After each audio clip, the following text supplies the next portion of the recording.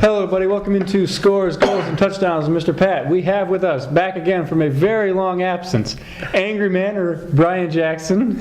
Welcome back. Derrick Lawson, always a pleasure. Oh, yeah. Now, last week, this is going to be the second week in a row, we have a special. Last week was kind of mandatory. This week, it's another big one. It's Michigan-Ohio State weekend. It's going to be the biggest game in this area, I guess, all year.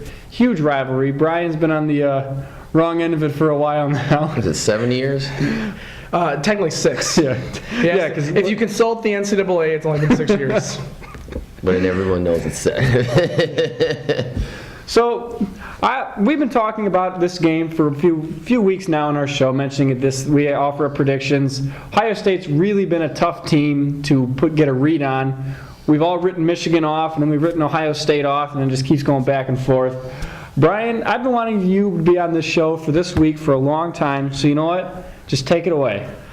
You know what? As much as I want to come out and say that Michigan's just going to hand it to them, and it's going to be the year they finally get their payback, both of these teams, having watched both of them, you don't know week in and week out what team is going to show up. The past couple weeks, you've seen a Michigan team that has been physically dominating. They dominated an Illinois team. They dominated Nebraska, made both of them look like they are MAC schools.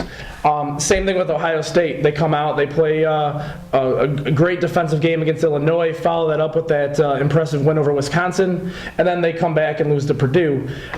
So not knowing what team's going to show up really, I mean, you say records don't matter, but I'd say in this situation they really don't. I'd have to totally agree with them. If Ohio State would have beaten Penn State convincingly, I would have said Ohio State. I still want Ohio State to win. I still think they can win. I think talent-wise, they could beat Michigan. I still think they have the edge.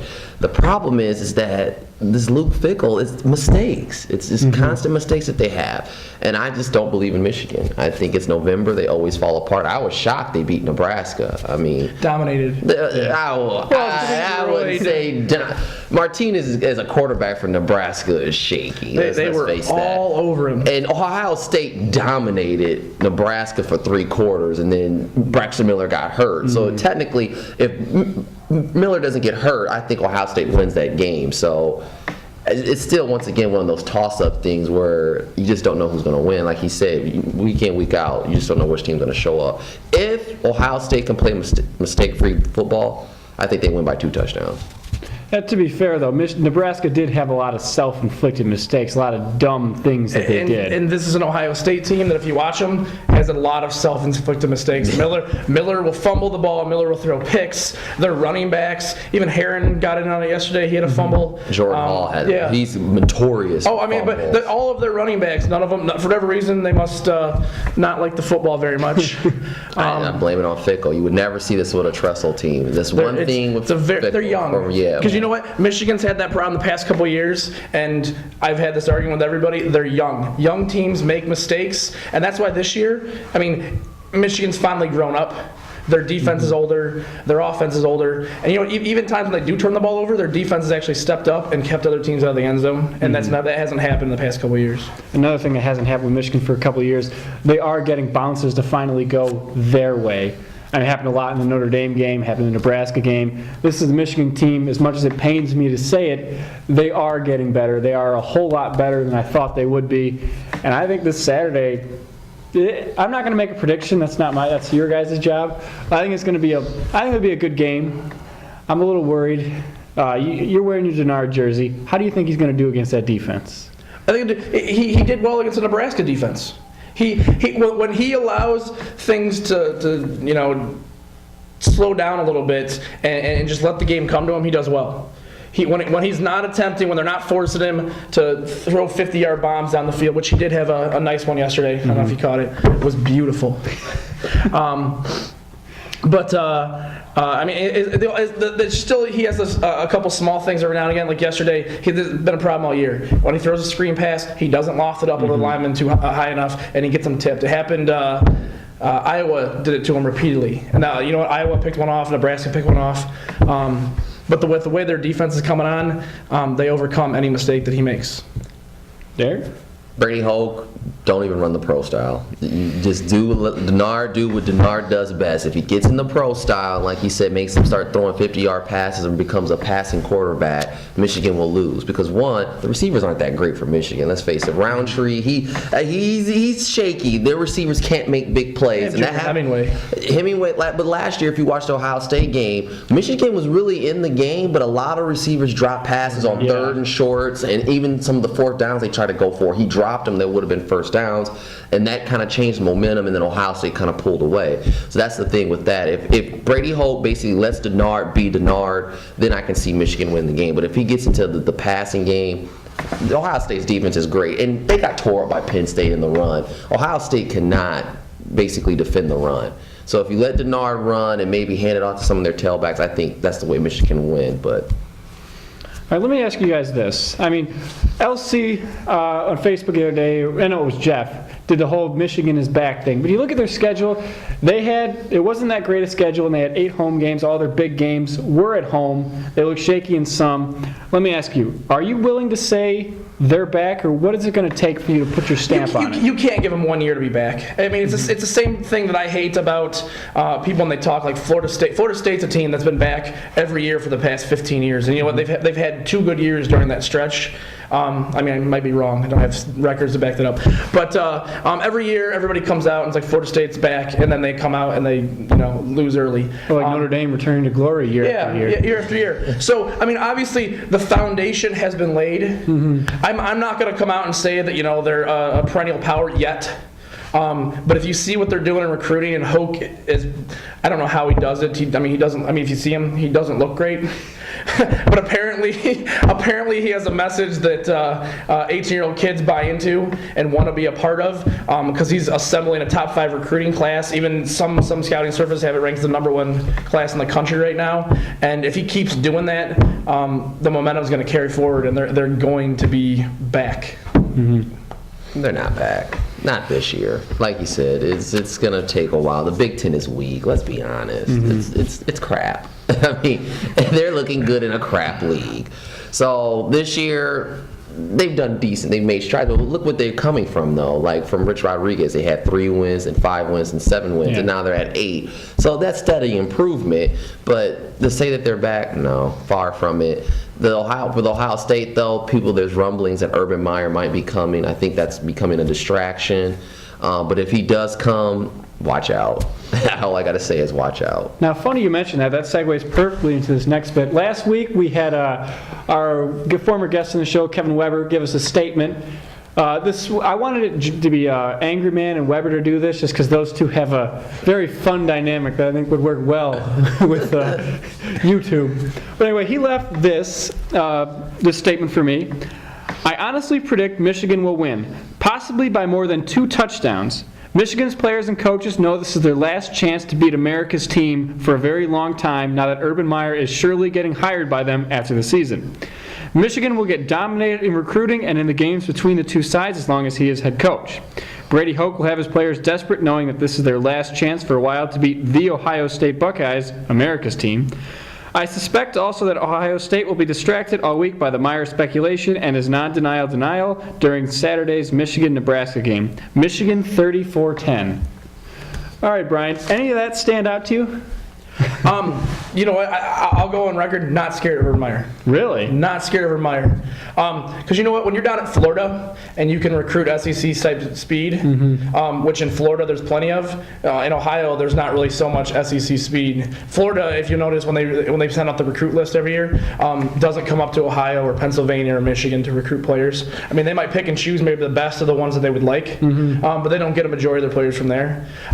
So he's not going to have the same recruiting ability at Ohio State that he would at Florida. I mean, yes, they're still a national power, but guys in Florida, when it's nice all year, don't want to come up here and go, I have to buy boots. What's a winter jacket? I mean, that's the kind of stuff they don't want that kind of. I mean, Michigan has that same problem when they're recruiting. It's tough to pull those kids out of those warm weather climates and have them come up north. I totally disagree. That is totally disagree, because for one, if you look at the UT roster, there's at least 15 to 20 kids from Miami or Alabama or Mississippi all coming to Toledo, and that's a small MAC school. for one, Urban Meyer has been in Florida, so he still has recruiting roots down there. He's going to get those kids. Then he's going to lock down the state of Ohio, Indiana, and Illinois. I mean, it's a perfect combination for Urban Meyer. If I was Michigan, I would be scared because, like I said, he's coached at BG, he's coached at Utah, and he's coached in Florida. You can go out and get the Utah kids, you can get the Ohio kids, you can get the Florida kids. That's 3 states right there that you can get, and you're going to be picking some kids from Texas. Utah kids. Yeah, hey, he won at Utah State. They play good football in Utah. BYU's got a national championship. Yeah, but look what he. But look In what 1984. But look what he did at Utah State, though. Yeah, he did. He did. Or Take you- it. at Utah. Okay, you know what? He Right. is. I'm not gonna say this. He is a good coach, but I'm not just gonna say that Ohio State's automatically going to be better because he's their coach. Because you know what, Michigan.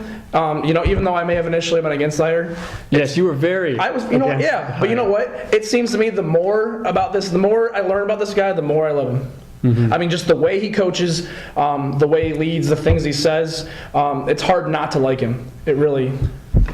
2 words: national champion. 2-time national champion. That's all you got to With do. Tim Tebow. Exactly, but still, if you go to a kid's house and you got your national championship rings on your finger and they say, "I want you," the kid is coming to Ohio no matter what. I don't care if I got to put on some Brady boots. Hoke has a national or I gotta- championship ring too. But I don't care if I have to put on a triple fat goose coat to come to Columbus. I'm coming to play for a national champion coach, a 2-time national championship coach. They're going to come.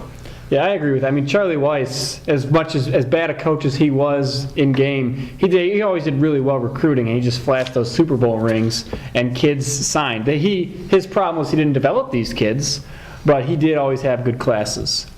With that, I guess we're kind of getting to the end there. Again, we got about 2 minutes left in the show.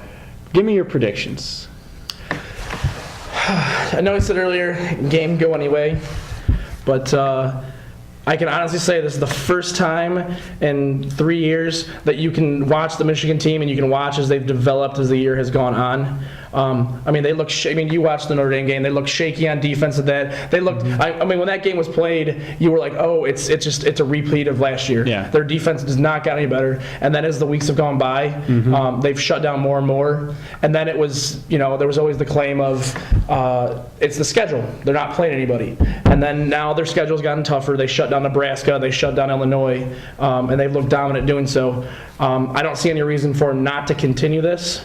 And so I could definitely see Michigan coming out, especially with Ohio State's slow starts, probably being a 31-14 ball game for Michigan. He mentioned Illinois and Nebraska.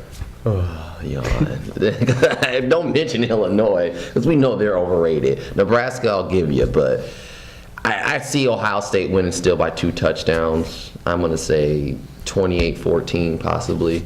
I don't believe in Michigan. Not this year. Maybe next year, but not this year. The only reason why I give Michigan a little bit of hope is because it's in Ann Arbor, and they have made strides. But if Ohio State just does not play if they can play mistake-free football, they got this win. They have rarely done this entire year. Yeah. Let me ask you a final thought. Brian touched on this earlier. How do you think Denard does against Ohio State's defense? It depends on Hoke. If he lets Denard be Denard, I can see Denard having a big game. But if it's in the pro style, it's going to play into Ohio State's hands. All right, we're going to find out. We're going to find the game's at Saturday at noon. Going to be the biggest game It's going to be the biggest game in this rivalry since both teams were 1 Our and long 2. national nightmare will soon be over. All right, you heard it here first, ladies and gentlemen. Well, we're going to take a quick break and come back and do Pat's piece. See you in a bit. Being a Notre Dame fan, I never really got into the Michigan-Ohio State rivalry. Sure, I went to all the games, went to all the parties, and thoroughly enjoyed every time everybody would rile up Angry Man. But for my money, Notre Dame USC was where it was at. Now, I've kind of softened my stance on both teams, and I will freely admit it is one of, if not the best rivalry in all of sports. And what it means to this area, you can't put into words. Proof of that, a few years ago during the heart of the recession, we had 2 billboards spring up in front of the mall, one saying "Go Bucks," the other saying "Go Blue." I'm guessing both sides didn't want to be the only one without a sign here in Toledo. Now, the past decade or so hasn't been kind to Michigan, but with Tressel out and Brady Hoke seemingly reinvigorating all of Michigan, it seems like we're finally going to be getting back to having the meaningful games this rivalry deserves. Thank you for watching Scores, Goals, and Touchdowns, Mr. Pat. See you next time.